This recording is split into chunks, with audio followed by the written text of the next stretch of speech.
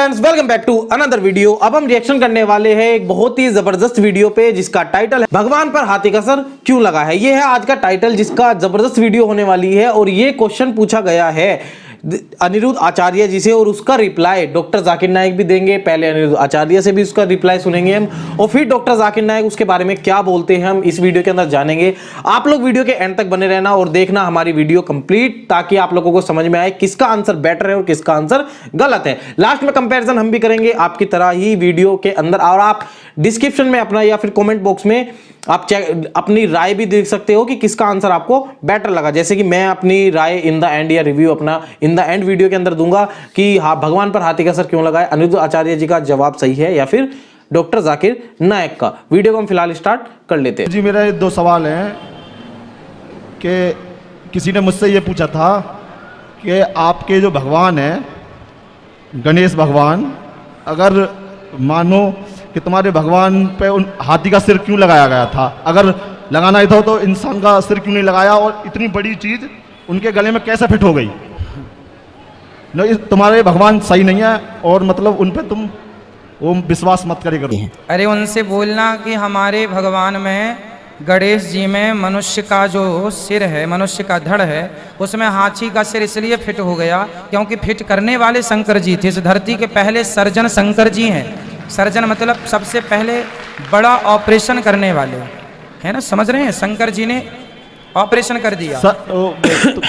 तो हाथी का ही क्यों किया, मनुष्य का क्यों नहीं करा? अरे भाई, गणेश जी को हाथी का इसलिए किया क्योंकि उस समय शंकर जी ने कहा था कि जो एक शर्त थी कि जो जानवर, जो लोग ऐसे सो रहे हों अपने बच्चों की तरफ पाँव करके, उनका सिर ले आना। तो कोई मिला नहीं, हाथी मिला तो हाथी का सिर ले आए। शर्त थी वहां पे, इसलिए पहला। दूसरा प्रश्न ये नहीं, पहले इसका पूरा हो जाए।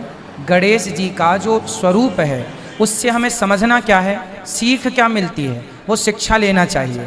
गणेश जी का पेट बड़ा है, कान भी बड़े हैं। हाँ, गणेश जी के कान कैसे हैं? बड़े। गणेश जी कहना ये चाहते हैं कि ज्यादा से ज्यादा सुना करो और बातों को अपने ही पेट में रखा करो, किसी से कह ना दिया करो, क्योंकि कहने से बात बिगड़ जाती है। तो बड़े कान मतलब ज्यादा सुनो। गणेश जी का मुंह किसी ने देखा आज तक? हाथी का मुंह नहीं दिखता, अंदर होता ना, सूंड लटकी रहती है। मानो ये है कान बड़े बड़े हैं पर मुंह दिखता ही नहीं है, तो सुनना ज्यादा है, बोलना कम है। ये गणेश जी का स्वरूप हमें शिक्षा दे रहा है कि सुनना ज्यादा है और बोलना कम बोलो, ज्यादा सुनो। जो ज्यादा सुनता है, कम बोलता है, वो सुखी रहता है। जो ज्यादा बोलता है वो बहुत दुखी होता है। इसलिए उनसे बोल दो जो आपसे बोल रहे हैं। बोले हमारे यहाँ हर देवी देवता का एक साइंटिफिक कारण है। गणेश जी चूहे पर क्यों बैठे हैं? इसलिए बैठे हैं, गणेश जी हैं बुद्धि के देवता और चूहा है तर्क, उतरता रहता है। तो बुद्धि हमेशा तर्क पर ही सवार होती है, इसलिए गणेश जी का वाहन चूहा है। अब समझाओ उन मूर्खों को, देखने से नहीं होता। उनकी मान्यता को हम ना नकारें, हमारी मान्यता को वो ना नकारें, ठीक है? इसलिए कोई क्या कह रहा है कहने दीजिए। कहने को तो फिर बहुत सारी बातें हम भी कह सकते हैं, आप भी कह सकते हैं, लेकिन हमारे जो देवी देवता हैं वो कुछ ना कुछ संदेश दे रहे हैं। तो वो हिंदू दोस्त मुझसे कहेगा कि ये गणेश जो है वो हमारा भगवान है। असल जवाब अभी वो शिवा भगवान का बेटा है, भगवान शिवा। और ये उनकी किताबों में लिखा हुआ है कि गणेश भगवान शिवा भगवान का बेटा है। और एक दिन जब भगवान शिवा अपने घर के बाहर निकलते हैं, उनकी बीवी पार्वती अपने जिस्म से मेल निकालती है और एक बेटा बनाती है। और वो कहती है उस बेटे से कि घर के चौखट पे खड़े रहो, घर के दरवाजे के बाहर खड़े रहो और किसी को भी घर में आने मत देना, मैं आराम फरमा रही हूं। तो उसका बेटा घर के बाहर जाता है और दरवाजे पे खड़े हो जाता है।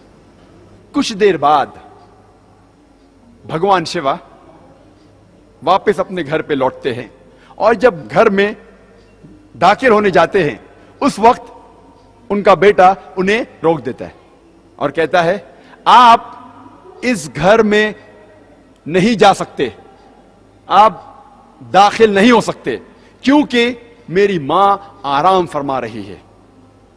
शिवा तेज में आके अपने बेटे की गर्दन उड़ा देते। तो मैं कहूंगा मेरे हिंदू दोस्त से, आपका भगवान अपने बेटे को नहीं पहचान सका, कल जब मैं मुश्किल में रहूंगा तो मुझे कैसा पहचानेंगे? और ये हिंदू दोस्त आपसे कहेंगे, आपको कहने की जरूरत नहीं। और ये कहानी आगे बढ़ती है कि भगवान अपने बेटे का सर इतना दूर उड़ा डालते कि वापस नहीं लेके आ सकते, तो लोगों से कहते कि पहले जानवर जो नजदीक में आएंगे आपके, उसकी गर्दन उड़ाओ और मेरे पास लेके आओ। तो पहला जानवर जो उनके सामने आता है वो है हाथी। तो वो हाथी की गर्दन उड़ाते और शिवा के पास लेके आते, और भगवान शिवा अपने बेटे के सिर पे लगाता है, और वजूद में आता है गणपति, एक लड़का जिसके सिर की जगह है हाथी का सिर। मैं कहूंगा अब इसको भगवान मानते, मेरा दोस्त कहेगा अरे जाने देना जाकिर, ये तो कहानी है। अरे लेकिन ये आपका भगवान है क्या? अरे जाकिर जाने देना, ये तो सिर्फ कहानी है। मैं कहूंगा आप मुझे साबित करके दिखाओ कि गणेश भगवान है और मैं प्रसाद खाऊंगा, क्योंकि कुरान में लिखा हुआ है कि अल्लाह के नाम का खाना मैं खा सकता हूं। बोलेगा जाने देना जाकिर, ये छोड़, कहानी है ये सिर्फ मेरे मजहब में। मैं कहूंगा नहीं, मुझे साबित करके दिखाओ, अभी मैं उसके पीछे भागूंगा। और ये बहुत आसान है, हमें किसी भी गैर मुसलमान के खुदा को गाली नहीं देना चाहिए। अल्लाह ताला फरमाते हैं कुरान मजीद में, सूरह अनाम में, सूरा नंबर 6 आयत नंबर 108 में, आप वो लोगों जिनकी वो पूजा करते हैं, जिन लोगों की वो अल्लाह के अलावा पूजा करते हैं, उनको आप गाली मत दो। जिन लोगों की वो पूजा करते हैं, इबादत करते हैं अल्लाह के अलावा, उन लोगों को आप गाली मत दो, नहीं तो जहालत में वो लोग अल्लाह सुब्हाना व तआला को गाली देंगे। तो हमें गैर मुसलमानों के भगवान को गाली देना हराम है। तो हमें कुछ नहीं कहना चाहिए, सिर्फ पूछना चाहिए ये कौन है, और वो हिंदू या वो गैर मुसलमान अपने आप अपना काम करेंगे। आपको उन्हें बुरा भला नहीं कहना चाहिए, इस्लाम में इजाजत नहीं है। लेकिन ये तो पूछ सकते कौन है ये, आपका गणेश कौन है, आपका भगवान कौन है? मुंह तो खोलो। हम मुंह खोलने से डरते हैं। और मैं जिस शहर में से आ रहा हूं, बंबई, आपको शायद पता होगा उसकी फिजा कैसी है, पर अल्हम्दुलिल्लाह सुम्मा अल्हम्दुलिल्लाह, ये गैर मुसलमान मेरी और इज्जत करते हैं। ये गैर मुसलमान जब मैं जाता हूं मेरी और इज्जत करते हैं। जब मैं जाऊंगा एयरपोर्ट के थ्रू, देखिए ओ जाकिर साहब आए, वो इमीडिएटली ग्रीन चैनल के थ्रू जाने देंगे। जब मैं जाता हूं दुकान में डिस्काउंट देते, कुछ लोग फ्री भी देते।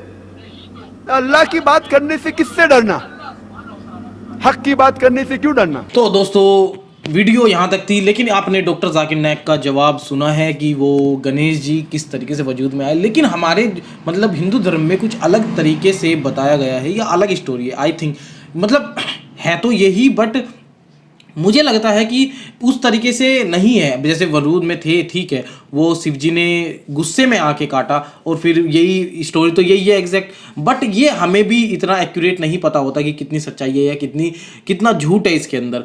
बट या मतलब अगर ये इस कॉन्सेप्ट को अगर आप आज के टाइम से नोटिस करोगे, ठीक है, ऊपर वाला खुदा जो है, अल्लाह जो है, उसके हाथ में, भगवान जो है उसके हाथ में सब कुछ है, वो चाहे तो कुछ भी कर सकता है। बट आप आज के टाइम से अगर इसे आप कंपेयर करोगे तो ऐसा पॉसिबल नहीं है। तो वीडियो मतलब हमें काफ़ी इंटरेस्टिंग लगी। डॉक्टर जाकिर नाइक का जवाब भी बहुत रिलेवेंट है, लेकिन अनिरुद्ध जी का जवाब, जैसे कान और बड़े और मुंह छोटा, इस तरीके की बातें, ये कॉन्सेप्ट मुझे कुछ समझ में नहीं आया खास, कि कान बड़े हैं तो ज़्यादा सुना करो, मुंह छोटा है तो कम बोला करो। ऐसा तो नहीं होना चाहिए, नहीं होता वैसे। बट हाँ, डेफिनेटली वीडियो लाजवाब है। लाइक कीजिए, आप कमेंट कीजिए, और हमारे चैनल को सब्सक्राइब कर लीजिए। और मिलते हैं आपसे इस तरह की फिर नेक्स्ट वीडियो में। तब तक के लिए tata, bye bye and take care.